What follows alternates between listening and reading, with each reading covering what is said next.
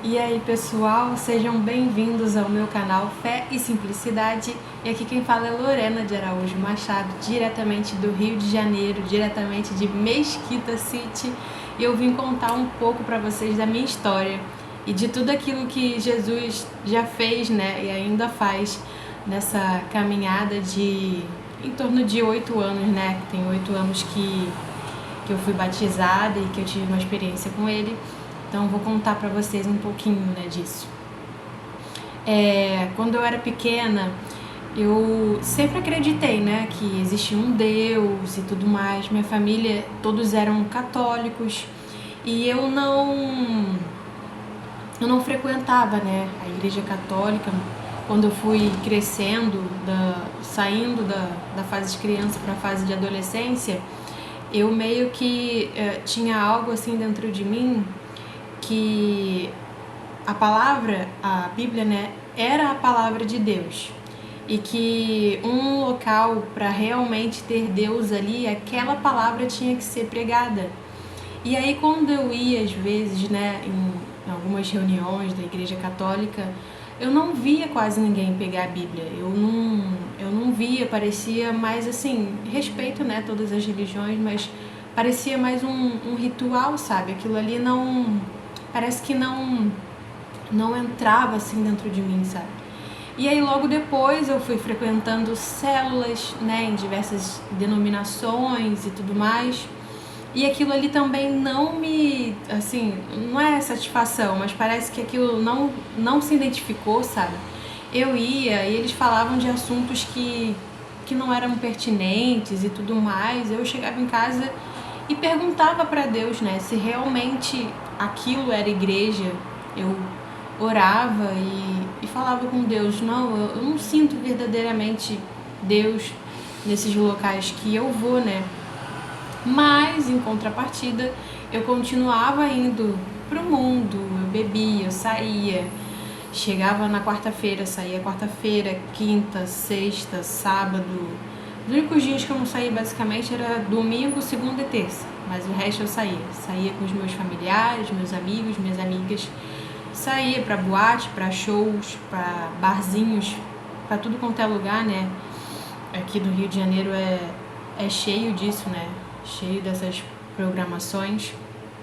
E eu vivia saindo até que, né, bem antes, né, lá na minha, eu não lembro agora, mas ela vai estar vendo esse vídeo, acho que na sexta série, quinta série, eu não me lembro, eu conheci minha amiga, minha melhor amiga, minha amiga Miriam, e a mãe dela, eu acredito, né, que em nome de Jesus ela orava muito pela minha vida. E foi por meio da mãe dela que eu conheci a Cristo. Num grupo familiar, fui convidada, né, para um grupo familiar. E quando eu fui no grupo familiar, a gente chama de grupo familiar, mas na realidade lá no livro de Atos está escrito Igreja na Casa. E a gente chama também de Igreja na Casa, que às vezes a gente fala grupo familiar porque cada família é uma igreja, né? Mas na realidade o nome é Igreja na Casa, né?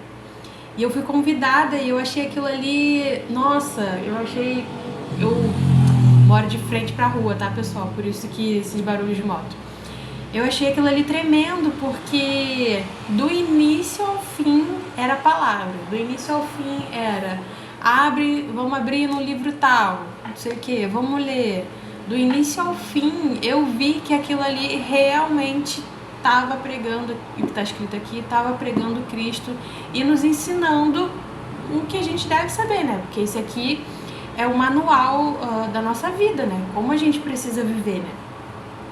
E aí eu sei que me explicaram sobre o batismo, né? Lá em Marcos 16 está escrito que aquele que crê no Senhor e for batizado será salvo, aquele, porém, que não crê será condenado. E me explicaram e eu aceitei, né, o batismo, fui batizada, né, graças a Deus, e é tudo feito com simplicidade, porque se você olhar o livro de Atos, se você olhar também ali a conversão de Paulo, ele não teve que fazer curso. Todos os batismos que você vê aqui na Bíblia, ninguém teve que fazer curso. Foi uma conversão do coração, que Na palavra está escrito que se crerdes de todo o coração e confessar com a tua boca, então tudo está relacionado ao nosso coração. Então, no momento em que eu confessei, né, o meu Senhor Jesus como Senhor e Salvador, fui para o batismo, e daí eu lembro que eu não tinha Bíblia. Eu ganhei uma Bíblia, só que eu não levei aquilo a sério, sabe? Eu não pegava para ler, eu não... Parece que eu não levei aquilo a sério, né? E aí continuei seguindo a minha vida do jeito que eu estava seguindo antes. Sem procurar saber de nada, sem pedir orientação nenhuma. E eu lembro, né, que nós tínhamos as programações de alimentação espiritual para a gente poder crescer em vida. E eu não me preocupava muito, né? Continuei saindo, na época da faculdade, continuei vivendo a minha vida. Até que um belo dia eu comecei a ter muitas dores na coluna, muitas dores mesmo. E aquelas dores chegou ao ponto de me paralisar, de eu não conseguir mais fazer as coisas normais, né? Andar, tomar banho sozinha, comer, sentar. Aquilo era aqui na lombar, né? Então aquela dor irradiava para as pernas e eu não conseguia fazer as coisas básicas. E daí eu lembro que na época essa mãe dessa minha amiga, ela tinha me falado: quando você começar a ler a Bíblia, você começa a ler a partir dos 4 evangelhos, que é Mateus, Marcos, Lucas e João. E aí você lê um capítulo de manhã e um capítulo à noite. E aí quando essas dores começaram a surgir, eu comecei a ir em médicos. Fui em médico fazendo exame, iniciei fisioterapia, fazia injeção toda semana e nada adiantava. E aí a gente sabe, né? A gente ouve muito as pessoas falarem, né? Se não vem pelo amor, vem pela dor. Deus me deu a oportunidade de vir pelo amor, porque quando eu entendi sobre o batismo, fui batizada, tava relativamente tudo bem, né, na minha vida, mas eu, dura, né, de coração, ao invés de ter me entregue logo, eu preferi ir na dor, né? E aí eu lia um capítulo de manhã e um capítulo à noite, do livro de Mateus. Eu comecei pelo livro de Mateus, né? Pelo Novo Testamento. Depois que eu terminei o Novo Testamento, eu fui pro Velho Testamento e já quase li a Bíblia toda, né? Mas enfim. E aí eu lembro que teve um dia que eu tava com muita dor de manhã, e eu não li o capítulo que era para ter lido naquele dia de manhã. Eu só fui ler à noite, porque à noite eu tava com muita dor ainda, e eu perguntei para Deus, eu falei: Deus, acho que foi assim a primeira vez assim que eu falei com Deus e esperando uma resposta, sabe? Porque às vezes a gente fala com Deus e não espera a resposta, né? A gente sai fazendo, a gente sai tomando nossas decisões. E eu lembro que eu falei: Deus, eu não tô aguentando mais essa dor, o que é que eu faço? E aí Deus me trouxe, vou até abrir aqui para ler com vocês, lá em Mateus 8, que foi justamente o capítulo que eu não tinha lido de manhã, e eu fui ler naquele momento. Lá em Mateus 8, e eu tava lendo, né?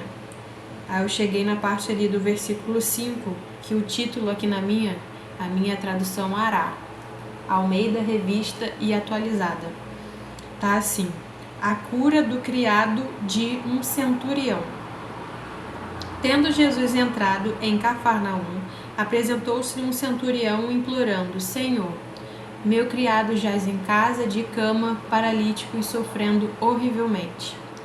E aí no versículo 7 foi que eu tive a experiência com o Senhor, que assim que eu li esse versículo, eu senti aquela dor saindo, aquilo tudo assim, eu senti aquilo saindo, e eu senti o Senhor me curando.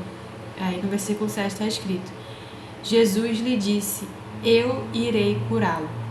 E foi nessa mesma hora que eu senti o Senhor me curando. Não foi ninguém que estava orando por mim, não foi nada externo, foi uma experiência assim que eu quero, né? Oro muito para que todos tenham, porque nós precisamos ter essa experiência com o Senhor. de que ele é vivo, de que a palavra é viva, de que isso não é uma letra, de que isso não é uma literatura, uma revista, mas que isso aqui é vivo. E assim que eu li, aquilo saiu, eu não acreditei, eu comecei a chorar muito, e aí eu perguntei pro Senhor, eu falei, Senhor, e agora, né? E aí eu senti ele falando, agora levanta e vai me servir. E eu levantei, consegui andar, fui na minha varanda, eu lembro que a minha varanda dava com uma vista bem bonita, né, a varanda do meu quarto. E assim, um céu lindo, tava lindo o céu, e eu falei, Senhor, eu vou te servir. E desde aquele dia, o Senhor, né, glorificado seja o nome dele, porque se não fosse ele, não ia estar aqui. Ele me deu graça para estar até hoje, né? Isso aconteceu em 2018 e ele me deu graça para estar até hoje, porque muitas coisas eu passei, né?